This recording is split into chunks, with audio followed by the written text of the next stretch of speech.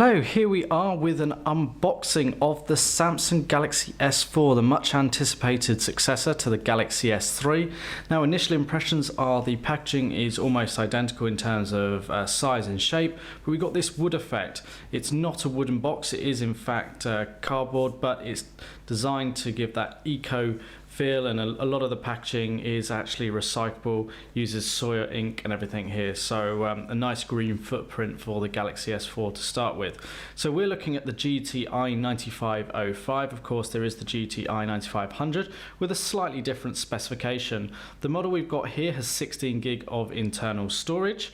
It's got LTE and it's got a 1.9 gigahertz quad core processor. It's the i9500 that has the octa-core processor, but for the UK it's the i9505.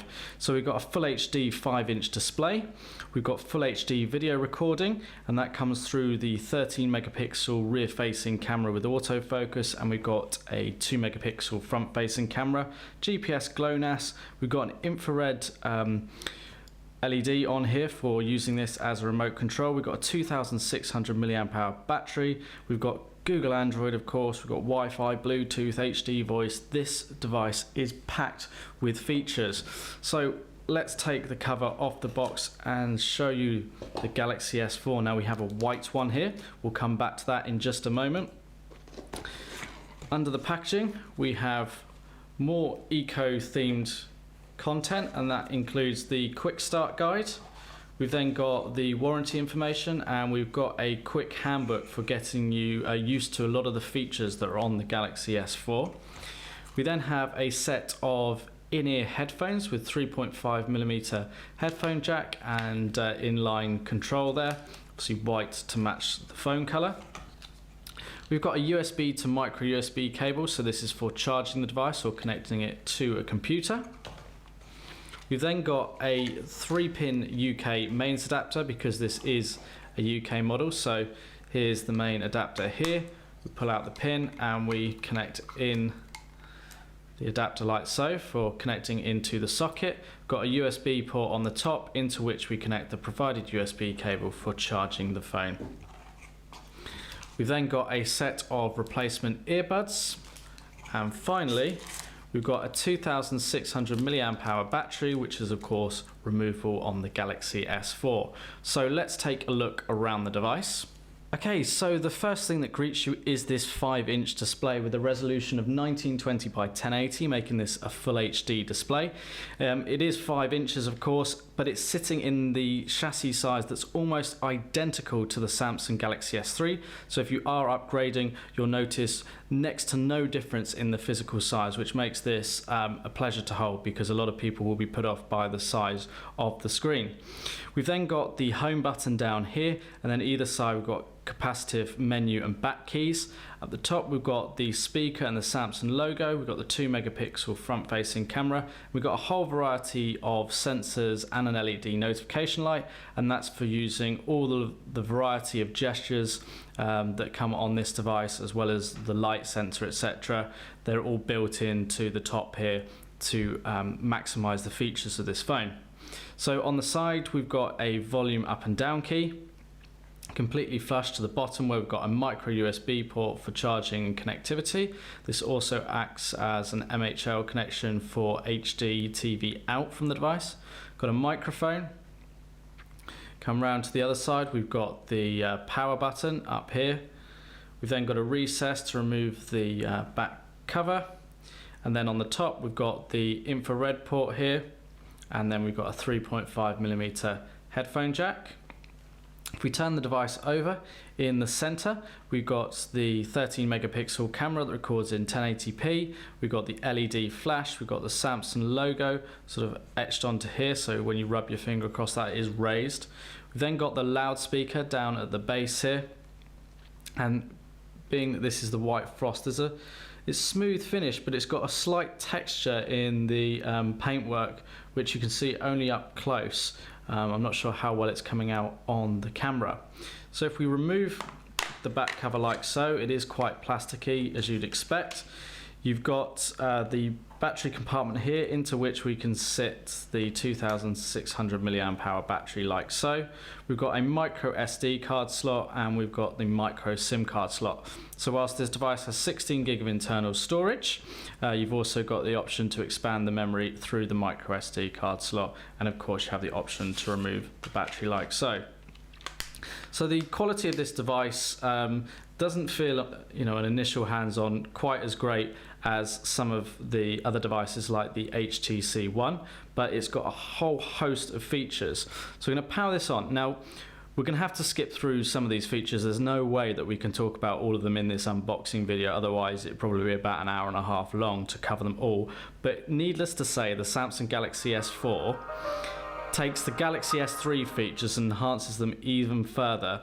There's plenty of other videos on our YouTube channel and on Samsung's official site explaining the features, but in a nutshell, there's very few things that could be considered as missing from this phone. So if we just unlock the screen, the first thing that greets us is this 5-inch display. It's super sharp and super crisp. We're really quite impressed with what you actually get on here. So of course, sort of natural Android experience. Although Samsung haven't touched too much on the sort of Android operating system, it's Android 4.2 on here, and you've got a sort of a very standard experience in terms of your home screens and your customization. Of course, Samsung have then put a lot of additional features onto this device, as you can see with the widgets that we got here. So we can press and hold on the screen, we can change the wallpapers, be it for the home screen or the lock screen. We can add apps and widgets, so we can go into our applications tray, we can go into the widgets and add all of these to our home screen if we choose. So going back to the main home screen here, we'll start in the camera. Bear in mind there's a shortcut there. So this is one of the key features of the Samsung Galaxy S4. It's 13 megapixel and the image results are fantastic. So we've also got the ability to switch to the front-facing 2 megapixel camera here.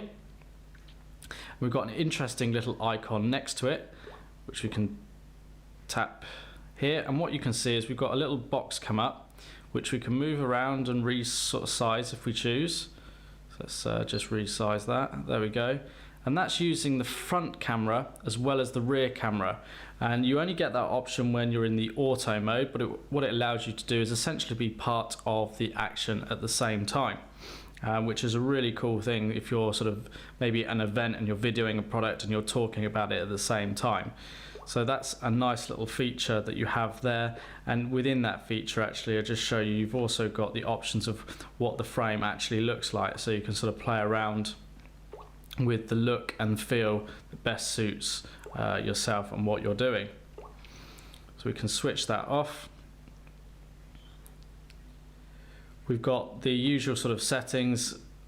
Naturally there are loads of options that we have here, so we can control the flash, whether we've got this sort of an auto night detection, whether the microphone is on or off, whether we control the recording mode if we're actually recording video footage to limit it for SMS. We've got slow motion, fast motion.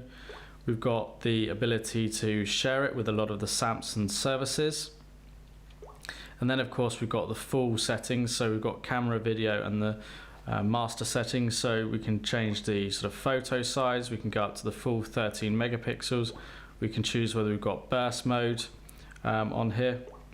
Excuse me, just pressing the wrong button. Got metering and everything like that. We've got video size and video stabilization that we can control. And then we've got more settings including GPS tag, timer, exposure value, guidelines, flash, file name, if you want to put that on there as well. Voice control, whether that's sort of switched on or off. Loads and loads of features. So you can shoot pictures from the camera like so. You can record video. So recording here, we can pause it and we can carry on recording. We can stop it completely. We can be recording video and we can take images at the same time.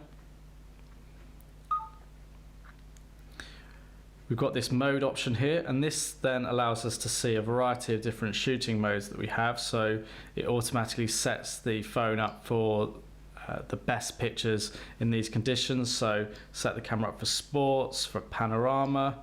We got an eraser, so you can save the best picture after erasing moving objects from 5 consecutive pictures. HDR, animated photo to give it a bit of a twist. We've got these drama shots. Sound and shot, which takes a still image but allows you to record sound, so it's kind of like a memory or a sound to go with that photo, which is a unique sort of feature. Best face, best photo, so a lot of these you've sort of seen before on similar devices. If we then go back to the home screen, naturally we've got sort of the standard phone dialer, sort of synonymous with Android and Samsung devices. You've got your call logs, your favorites and your contacts. Now these can all import from your Google account. Now we haven't connected one up at this time, or they can import from your SIM card. You've got your standard sort of messaging on here. You can create a message. You've got the keyboard that you can use in portrait and landscape mode, like so. You've got a full list of applications on here, so a lot of them you'd expect, including a calculator and clock. You've got Google Chrome installed, you've got Samsung's chat on service, you've got Google Plus, you've got Group Play, which allows you to group devices together and play content such as games or music. So one of the best examples of this is if you had 2 Samsung Galaxy S4s, you could play an audio track, touch them together, and one phone could act as a right speaker and the other phone could act as a left speaker. Got Google Maps and navigations. We've got optical reader on here, and this allows you to read content from the likes of a business card or a newspaper, to save it to your phone or explore sort of it further, so you could look up words and things like that. You've got S Health, which in itself is a massive application, but in short, what it will allow you to do is track some of your fitness, your calories burned, control your health sort of things. It might not be the best app, but there's lots of things there to get you going, even if you're not into your sort of workouts and things like that. There's a lot of options that you've got here that might make as a great starting place before you move on to a more specific or specialized app. And this will pair up with accessories that are available, such as the S Band, to help track your steps and things like that. So you can put in your information and you can track your usage and your steps and everything like that. And you can even share it here with other services. So we can go in here and we can take a look at the steps that we've done over the last few days. We just sort of start it off and you'll be measuring your steps that you've taken. So let's come out of that. S Memo and S Planner. So, you know, Memo's sort of self-explanatory. Planner is your calendar. You've got S Translator. Now you have to have an account here, but basically what this allows you to do is sort of on the fly translate from one language to another. So if you were traveling and you needed to ask a question, you just enter that question and it will convert it into one of the desired languages, so that you can communicate with local people. You've got S Voice for controlling your phone. You've got Samsung Apps and Samsung Hub. You've got Samsung Link here, which allows you to share content with other devices. And talking of sharing content with other devices, obviously you've got Bluetooth on here, you've got NFC, you've also got MHL out via the micro USB port, so you can actually connect it up to a big screen, or you can use the All Share Cast dongle, or if you've got a Samsung television, you can do it all wirelessly without the dongle, because a lot of televisions have that built in from Samsung. You've got Story Album, which basically takes some of the pictures that you've taken and you can create them into a specific album, and you can sort of send it off and get it printed through a service there. So that's pretty cool as well. You've got a voice recorder, you've got YouTube, So loads of things to get you going, and being that this is a Google Android device, you've also got access to the Play Store to download all of your favorite applications. Okay, so like a lot of Android devices, if you pull down from the top, you've got your notification bar, and this will show you any messages or anything that you may have. You've also got a variety of shortcuts up the top here that you can continue to scroll through. You can see there's absolutely loads that you've got here. So you're presented with those first of all, but you can press this button and get the full list, so you can switch on certain features, and these are some of the ones that are included on the Samsung Galaxy S4. So you've got multi-window, which I'll show you in just a moment. We've got the ability to share the 3G or 4G connection you may have via a wireless hotspot. You've got S-Beam and NFC. You've got Air View on here. You've got Air Gestures, so you can do things like this to actually move content on the screen. We've got driving mode. We've got Smart Stay, which keeps the screen on if you're actually looking at it. We've got Smart Scroll as well, which will allow you to scroll through web pages and things by actually looking at the screen and moving your head or eyes up and down. So multi-window we mentioned. If you notice here, we've got a little menu. What we can do is we can open up two apps at the same time. So got Chrome open there, and I can drag in the gallery, and you can see that both open at the same time. And if I just click here into the web browser, and I could go to our website. So here I am on our mobile site. I can navigate around that whilst also accessing the camera and the images that I've actually taken on the phone at the same time. I could go into the video, and that will play within the little player down here, and at the same time I can still be navigating around the website and using that. So that's quite good for sort of multitasking. And then you can resize the window, you can close it completely, you can switch them round, or you can go full screen on one of them. Press and hold the home key and you'll get your running apps. So if I just go into the video player and show you this video playing, also just turn up the volume so you get an idea.